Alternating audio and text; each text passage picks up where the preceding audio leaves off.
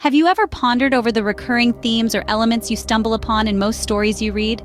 Yes, we're talking about tropes, those time-tested tools of storytelling that seem to pop up everywhere, from the pages of ancient myths to the latest trending novel. You see, tropes are like the common threads woven into the fabric of storytelling, providing a sense of familiarity that can make a story more relatable and engaging. They're the chosen one rising to save the world, like Harry Potter, or the love triangle that keeps us on tenterhooks, as seen in Twilight. These are examples of tropes, and they're everywhere. Now, there's a common misconception that tropes are unoriginal, that they're overused and have become cliché. But here's the thing, it's not the trope itself that's the problem, it's how it's used.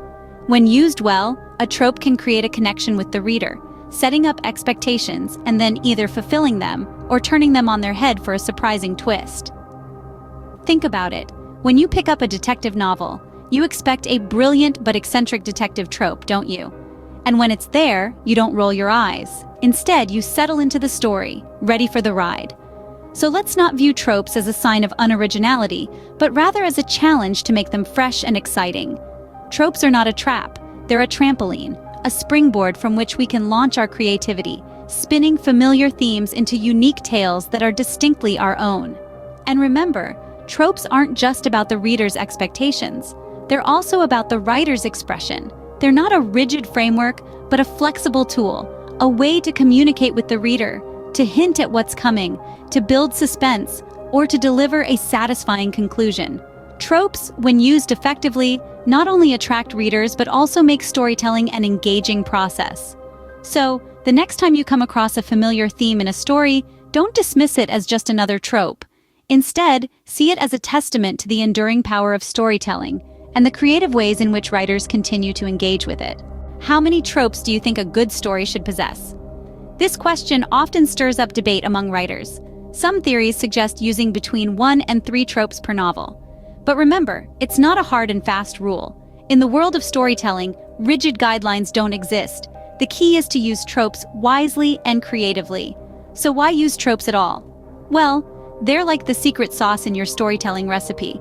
They can be used as a marketing tool, helping to define your story's genre and attract your target readers. For instance, a tale with a chosen one trope immediately signals to fans of fantasy that your novel might be their cup of tea. Moreover, tropes can ease the writing process. They serve as handy blueprints for your narrative, providing a familiar structure that you can embellish with your unique ideas. But don't just copy and paste them. Twist them, turn them, flip them upside down. Make them your own. Take, for example, the popular series Game of Thrones. It's a cornucopia of tropes. You have the hero's journey with Jon Snow, the power behind the throne with Tyrion, and the woman scorned with Cersei. Yet each of these tropes is given a fresh spin, making the story unpredictable and riveting. It's crucial, however, to be mindful of not overloading your story with tropes. Too many can make your narrative predictable and cliched. It's like using too much of that secret sauce. It can overpower the other flavors and make the dish unappetizing. In the end, the art of using tropes lies in balance and creativity. They should serve your story, not the other way around. Whether you use 1 or 3 or even more, ensure each trope adds depth and intrigue to your narrative. Remember, tropes are tools, not rules. The art lies in how effectively you use them. Can tropes be reinvented to create something fresh and unique? This question paves the way for us to delve into the fascinating world of reinventing tropes. Now, the concept of disassembling and rebuilding tropes might sound like a Herculean task, but it's not as daunting as it seems. It's all about breaking down the trope to its basic elements, understanding its essence, and then putting your own unique spin on it. Let's take the zombie apocalypse trope, for instance. It's been done and redone countless times, right? But then came along a show like The Walking Dead. This show took the trope and flipped it on its head. Instead of focusing on the zombies, the creators shifted the spotlight onto human interactions, the complex dynamics of survival, and the moral dilemmas faced in a post-apocalyptic world. The zombies were still there, but they were not the main dish. They were the side salad, a delicious, terrifying side salad. This is the essence of reimagining tropes. It's not about changing the trope entirely, but rather shifting the focus, adding a unique perspective, or combining it with another trope to create something fresh and engaging. And this doesn't just apply to the world of fiction. It's valid for all kinds of writing, from ad copy to op-eds. But remember, the aim is not to erase the trope's identity. After all, tropes are tropes for a reason. They are familiar. They are comforting. They are a shared language between the writer and the reader. Instead, the goal is to breathe new life into them, to make them dance to your tune. So the next time you find yourself writing and you stumble upon a trope, don't shy away from it. Embrace it, dissect it, understand it, and then rebuild it in a way that's uniquely you. Because at the end of the day, it's not about avoiding tropes, it's about how you make them your own. Ever thought how tropes can be a reflection of a writer's style and voice?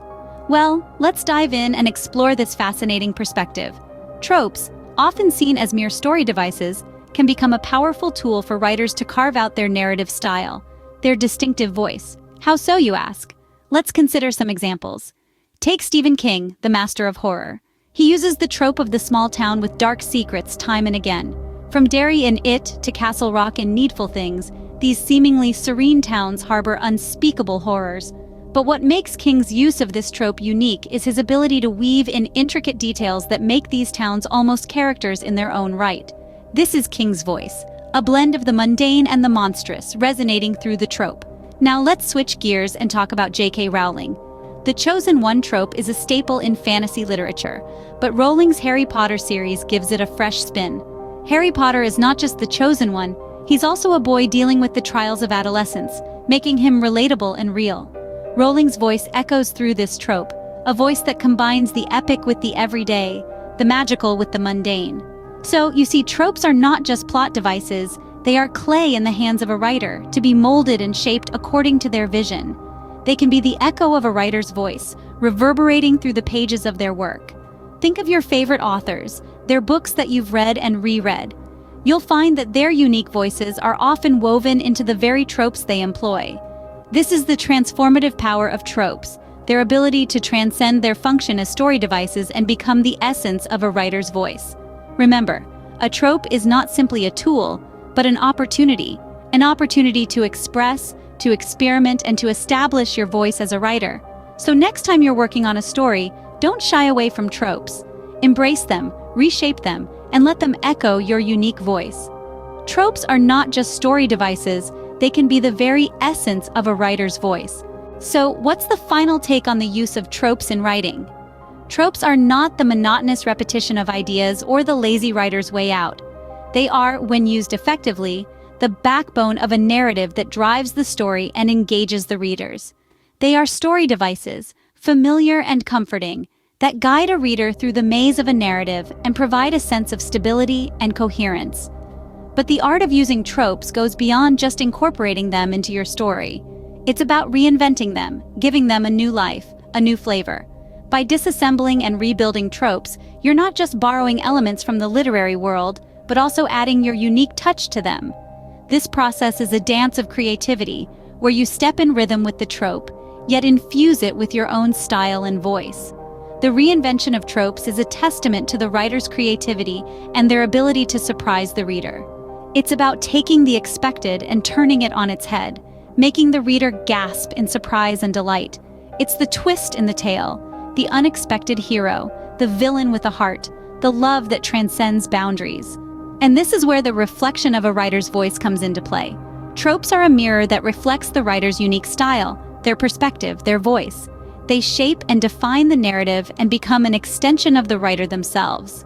Tropes can also serve as a marketing tool, attracting readers who are drawn to certain themes and repelling those who aren't.